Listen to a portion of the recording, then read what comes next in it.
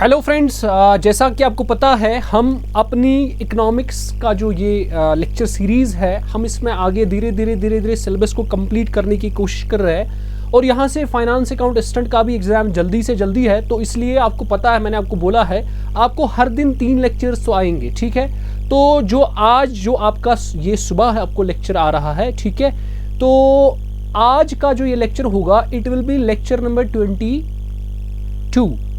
सो ये आपका lecture number 22 होगा, जिसमें मैं आपको characteristics and problems of developing economy पढ़ाऊंगा। एंड देन आपका लेक्चर नंबर 23 इसके बाद आएगा, जिसमें मैं आपको free economy and planned economy पढ़ाऊंगा। ठीक है, ये बिल्कुल आसान टॉपिक है, ये छोटे छोटे हैं। ठीक है, ये छोटे छोटे वीडियोस बनेंगे इस पे। उसके बाद आपका आ जाएगा लेक्चर नंबर 24, जिसमें मैं मार्जिनल प्रोडक्टिविटी थ्योरी पढ़ाऊंगा, एंड लेक्चर नंबर 25 जिसमें मैं रिकार्डियन थ्योरी ऑफ रेंट पढ़ाऊंगा। ठीक है, इसका मतलब आज दिन को आपको लेक्चर नंबर 22 जो अभी आप देख रहे हैं, लेक्चर नंबर 23 देखने को मिलेगा, एंड ये फ्री इकोनॉमी एंड सॉरी ये तो इसी में आएगा, और लेक्चर नंबर 25 आपको देखने को मिलेगा। एंड कल आपको 25 यानी लेक्चर 25 है, यानी Ricardian theory of rent. And then उसके बाद बहुत लोगों ने बोला था सर आप इकोनॉमिक ग्रोथ एंड डेवलपमेंट पढ़ाइए, तो मैं देखता हूँ इकोनॉमिक ग्रोथ पे वीडियो बनाऊँ, या कुछ लोगों ने बताया था कि सर नेशनल इनकम पे बनाइए सर, उस पे बनाइए, तो मैं वो देखता हूँ कि आपको उसके बाद फिलहाल तो आपको 22, 23, 24 आज मिलेगा, फिर कल आपको मिलेगा 25, फिर 26 एंड 27 हो सकता है कि नेशनल इनकम पे हो सकता है ग्रोथ एंड डेवलपमेंट पे हो। ठीक है, चलिए तो अभी हम स्टार्ट करते हैं अपने सेशन को। ठीक है, चलिए, अगर आपने वीडियो को अगर आपने चैनल को सब्सक्राइब नहीं किया, आप चैनल को सब्सक्राइब कीजिए ताकि और भी जो वीडियोस है तो उसकी नोटिफिकेशन आप तक ज़रूर पहुंच जाए। तो अगर आप कंटिन्यू कर रहे थे इकोनॉमिक्स तो आपको स्टॉप नहीं करना है, बिल्कुल मैं आपको 2-3 दिन में ही मैक्सिमम आप समझ लीजिए मोर देन 90% में आपको सिलेबस कंप्लीट करवा दूंगा।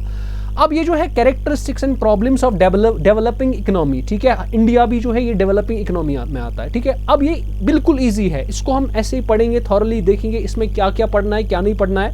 तो चलिए स्टार्ट करते हैं। देखिए, इसमें हमें पढ़ना है एक डेवलपिंग इकोनॉमी जो होती है उसकी क्या कैरेक्टर, उसको कैसे पहचाना जाता है और उसमें कौन सी प्रॉब्लम्स आ जाती है। देखो, सबसे पहले आपको याद रखना है एक डेवलपिंग इकोनॉमी वो इकोनॉमी होती है जिसका जीडीपी लो होता है पर कैपिटा।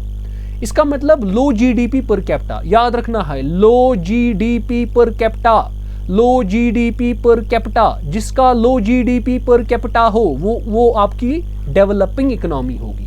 और याद रखना है जो आपके पास ये डेवलपिंग इकोनॉमी है बेटा, इस डेवलपिंग इकोनॉमी में एग्रीकल्चर आपका मेन सोर्स होता है, यानी आप हेवीली ज्यादा किस पे हेवीली रिलाई करते हो, एग्रीकल्चर पे। चलिए, याद रखना है डेवलपिंग इकोनॉमी का दूसरा नाम है लो इनकम इकोनॉमी, क्योंकि इसमें इनकम कम रहती है, तो क्योंकि ज़्यादातर हम एग्रीकल्चर से हमारा मतलब रिलाई करते हैं, और एग्रीकल्चर से हमारा जो यील्ड है, इनकम जो है वो कम जनरेट होती है, इसलिए इसको बोलते हैं लो इनकम इकोनॉमी।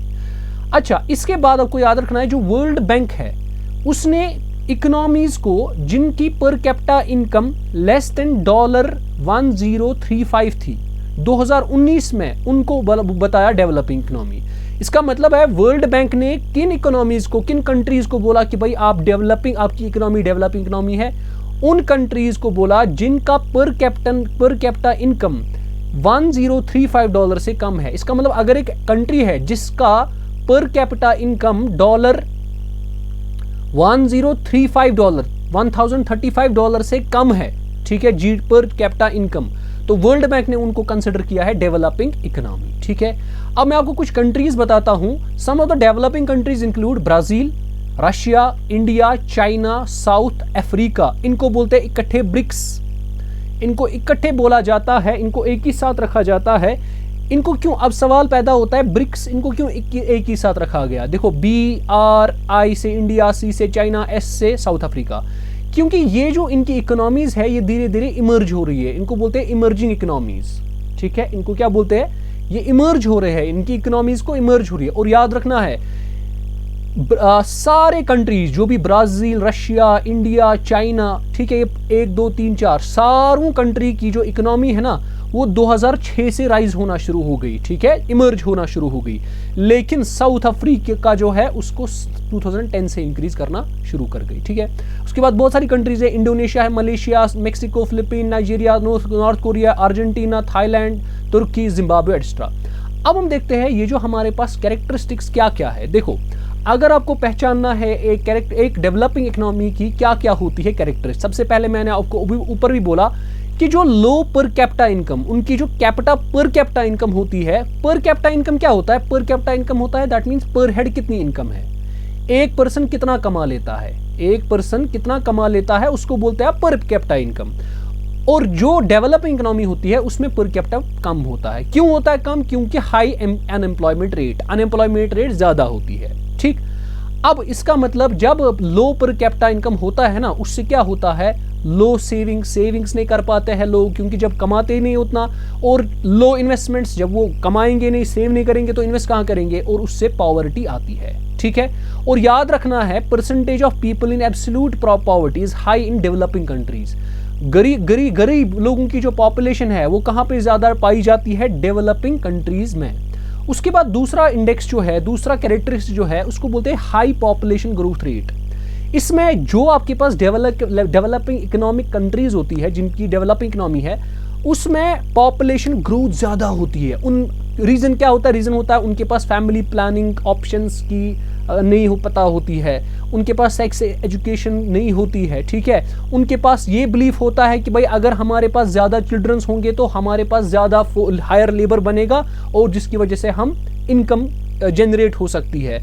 तो ये उनका ये बिलीफ है। ये तो इसका एक और रीज़न है, क्योंकि अब क्या है, धीरे धीरे इम्प्रूव हो रहे हैं हमारे हेल्थ केयर सेंटर्स, तो उसकी वजह से बर्थ रेट्स अप हो रही है और डेथ रेट्स डाउन हो रही है, उसकी वजह से पॉपुलेशन ग्रोथ में इंक्रीज हो रहा है, ठीक है। तो चलिए, ये हमारे पास दो आपने पढ़ लिए। उसके बाद यहाँ पे आप देख लीजिए, एक और होता है कि भाई यहाँ पे जहाँ पे डेवलपिंग इकोनॉमी होती है उसमें अनएम्प्लॉयमेंट रेट जो है हाई होती है और हम इंपोर्ट्स पे ज्यादा रिलाई करते हैं, ठीक है। हम एक्सपोर्ट्स कंट्री के ज्यादा कम करते हैं एज कम्पेयर टू इंपोर्ट्स।